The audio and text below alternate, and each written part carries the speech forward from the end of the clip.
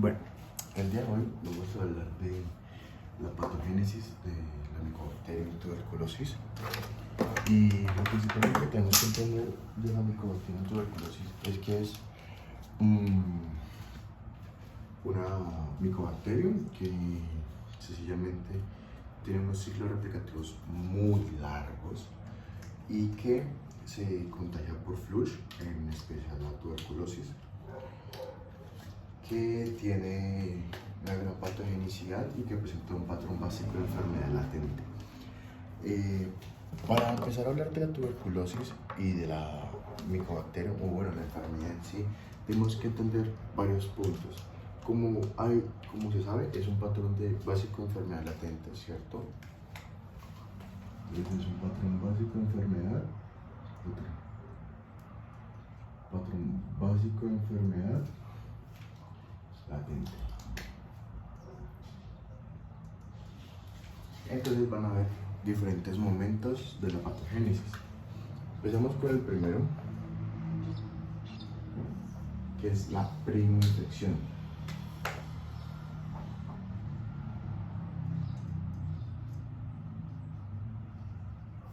Esta primoinfección lo que hace es que la bacteria llega al organismo, la bacteria entra al sistema por medio del flush.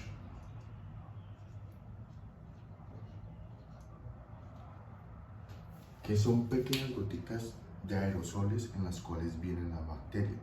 Entendamos también que para realizar la primoinfección se debe considerar un gran amplio del tamaño de un óculo y una gran cantidad de bacterias en la partícula aerosol. De ahí, desde la primoinfección entendemos de que la bacteria va a llegar a nuestros alvéolos pulmonares y ahí van a estar patrullando unos pequeños macrófagos, que son los macrófagos alveolares. Estos macrófagos alveolares, ¿qué es lo que van a hacer? Y es donde viene el segundo punto de la patogénesis, que es la fagocitosis. Bajo el producto en azul, para que se vea como que se sienta, se manifiesta la fagocitosis. ¿Y esto por qué ocurre o por qué razón? Bueno, principalmente es un agente externo. Es un agente externo, es un agente que me está generando, imaginar en el cuerpo patogenicidad. Pero ¿qué es lo que ocurre con la fagocitosis? La fagocitosis es uno de los factores que hace que la tuberculosis sea tan letal o que genera un factor de virulencia. Entonces, ¿qué es lo que ocurre? En el momento de la fagocitosis, pues los macrófagos van a realizar en la bacteria la respectiva fagocitosis. Pero la bacteria presenta unos factores de virulencia que hacen de que los lisosomas fagocitarios y los factores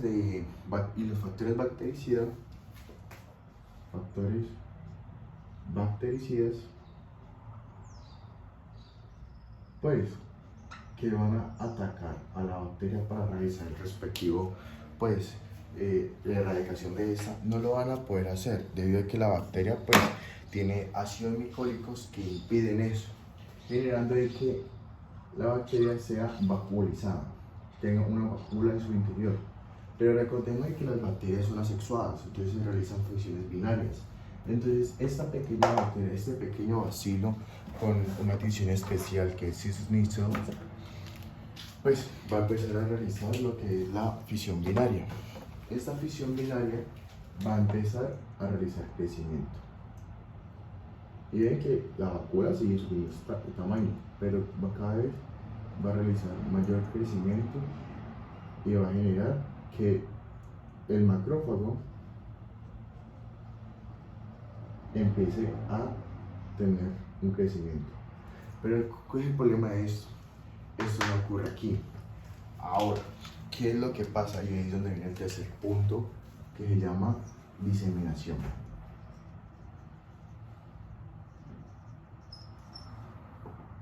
Este macrófago va a buscar este macrófago infectado, claramente.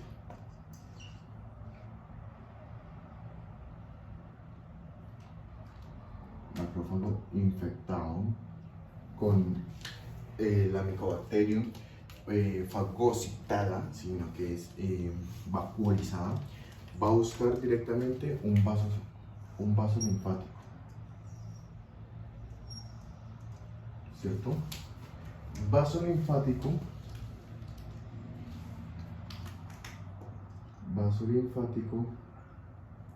que después, por su circulación sistémica, va a llegar a un nódulo linfático. Nódulo linfático que por anatomía, como sabemos, va a desembocar en lo que conocemos como conducto torácico.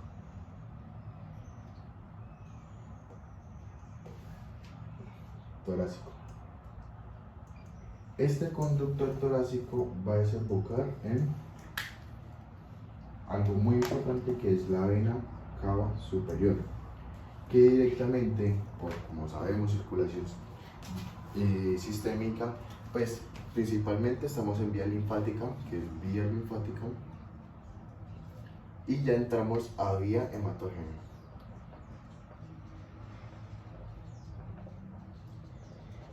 Bueno, al realizar la vía hematógena, lo que va a hacer que, al momento de desembocar en la vena cava, va a entrar a la vía hematógena. Hematógena es vena cava superior, atrio derecho, y de ahí pues circulación sistémica, ventrículo derecho, pulmones, corazón, aorta y diseminación sistémica. ¿Qué es lo que pasa con este pequeño macrófago con el infectado? Va a ir a otros órganos. Entonces va a ir a riñones, va a ir a hígado, va a ir a cerebro. Bueno, su cerebro tiene hidrocefalia. Va a ir a cerebro, se va a quedar en corazón, digamos que es un corazón, va a entrar a médula ósea, va a ir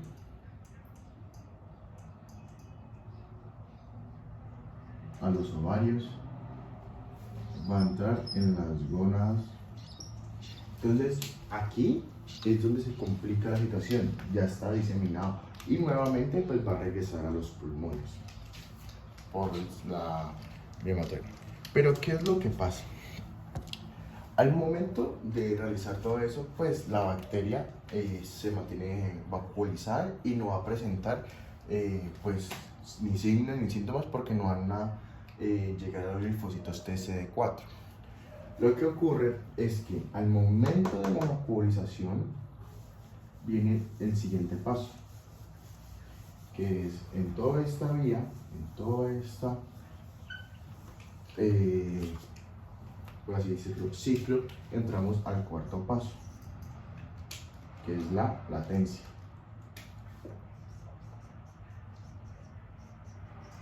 Latencia que se presenta en diferentes órganos,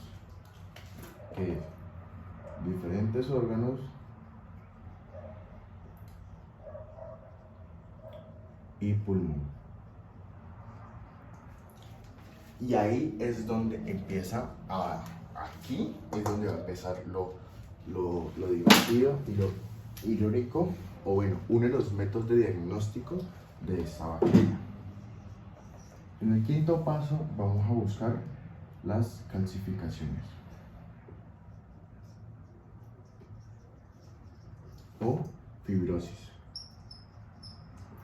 ¿Por qué? Lo que ocurre es que antes de realizar la latencia se presentan unas calcificaciones, unas fibrosis, producto de que la bacteria vaporizada va a generar unos factores de crecimiento tumoral, que son los, pues que su nombre lo indica, que es el F, ¿cómo es?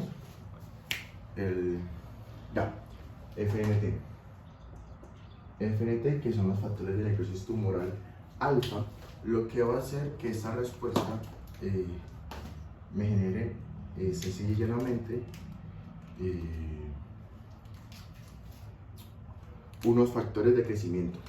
Estas especificaciones, ¿cierto?, me van a generar lo que se conoce como latencia. Lo que no entiendo porque no les lo expliqué, lo estoy explicando al revés. Pero pues se entiende. Estos factores de crecimiento tumoral van a traer sencilla y llanamente tres cosas: macrófagos,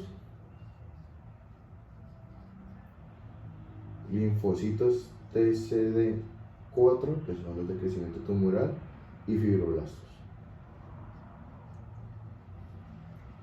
¿Para qué? Para que esta bacteria que estaba así se convierta en un macrófago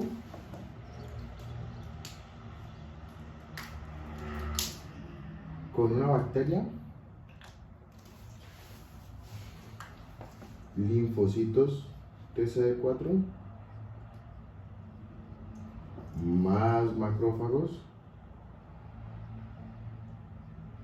y finalmente una cubierta de fibroblastos, que en los pulmones se van a conocer como calcificaciones o complejos de Grön y de Rank, ¿cierto? Sí. Entonces, en los pulmones vamos a entender que se van a formar complejos de Grön, complejos de Grön y complejos de Rank. ¿Qué es lo que pasa?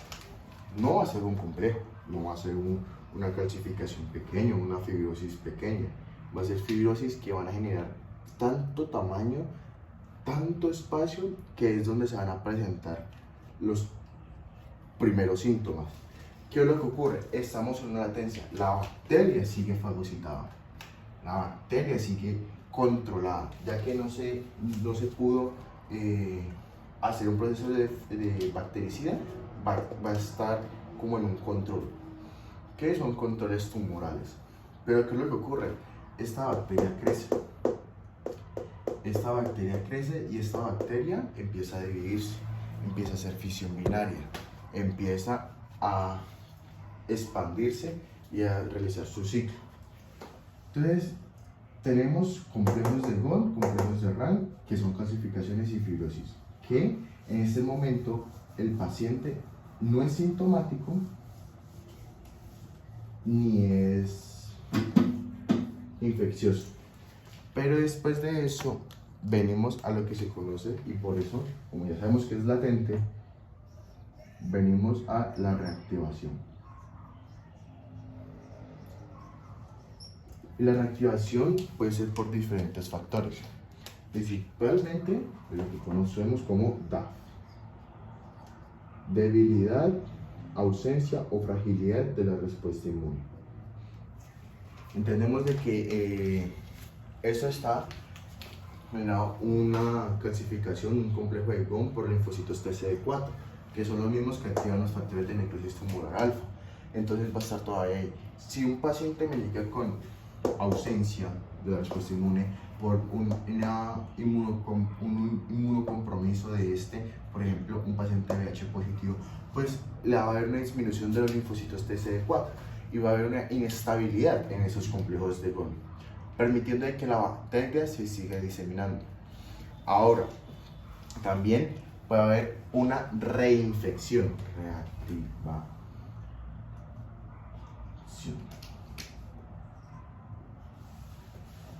Como el 6.1, reinfección.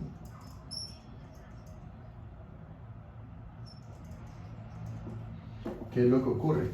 Pues digamos que el paciente, normalmente los pacientes que son factores de riesgo o la población de riesgo son personas que están en hacinamientos, cárceles o lugares estrechos con constante contacto con pacientes con tuberculosis. Entonces, una reinfección es que venga otro agente externo o exógeno,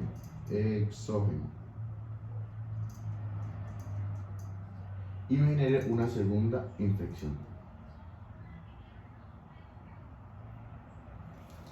Esta segunda infección me va a generar manifestaciones clínicas. Manifestaciones clínicas que junto, o bueno, con la reactivación me va a generar el séptimo paso.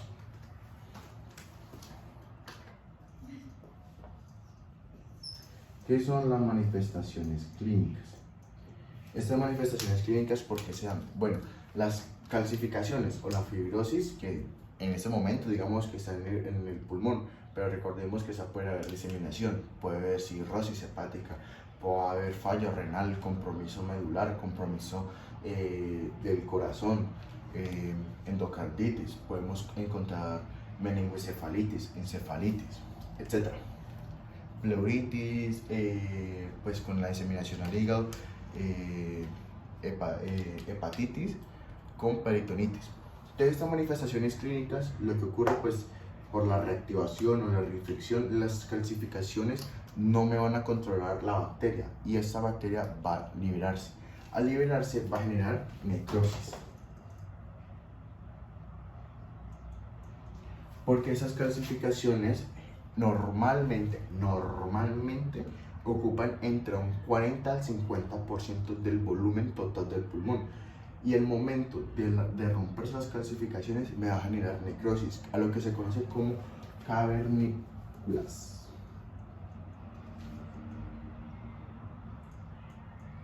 Son pequeñas cavernas formadas por la necrosis que me van a impedir la ventilación del paciente. Esta ventilación del paciente con toda esta necrosis me van a generar el crecimiento de moco, de esputo, para liberar la bacteria que está en el pulmón, pero normalmente esta sigue creciendo y sigue creciendo y se sigue manifestando en el pulmón, lo que me va a generar esputo con sangre. El paciente va a toser mucho, va a toser con flema y va a toser con sangre, epistasis. Y ya, finalmente se realiza un tratamiento con antibióticos. El tratamiento sencillamente es por la de primera línea son las IFE, que son isoniazida, rifampicina, pericinamida, etambutol y equitamicida, que son de primera línea. Luego encontramos medicamentos de segunda línea, que son vía oral y vía parenteral. Encontramos que hay macrólidos, encontramos la paz,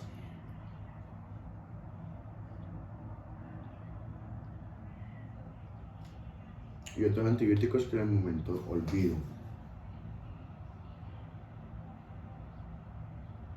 Y ya, esos son los factores, la patogénesis de la tuberculosis. Entonces, principalmente es primoinfección, la fagocitosis, la diseminación, calcificación que me genera latencia, reactivación o reinfección, y manifestaciones clínicas con muerte o cronicidad de la enfermedad, y manejadas por el tratamiento de las IRNA. Y ya, eso es todo.